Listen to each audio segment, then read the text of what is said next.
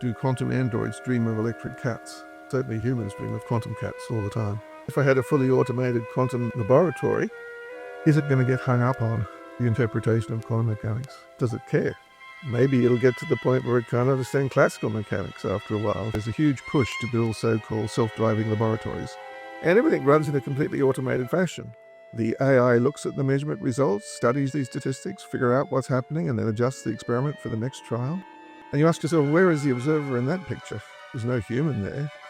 The human may never need to be in the loop. The little t, the real number t, is not time. It's just a mathematical trick to represent the relationship between coincidences. And what we regard as time is some abstraction based on the fact that things change locally. This is the idea behind general relativity. So general relativity takes it to the extreme.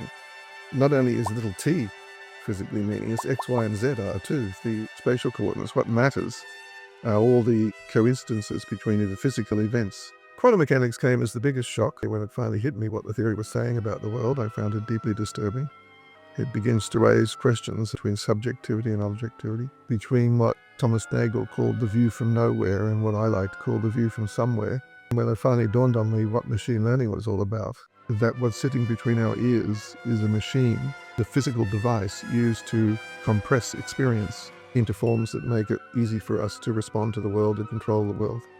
Once you get the message of machine learning, all the physics begins to look very different. In fact, the notion of truth becomes problematic. It already was problematic.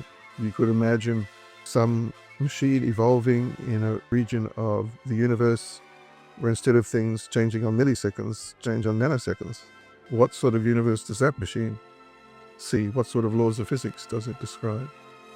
Would we be ever able to communicate with it? Will we even see it? Would we ever talk to it? Almost certainly not. The kinds of things we learn depend on how we're embodied. If you had to summarize your life's mission in one sentence, what would that sentence be? It's all about making sense, I suppose. Does it make sense? Is it all just random, or is there some deep structure to experience?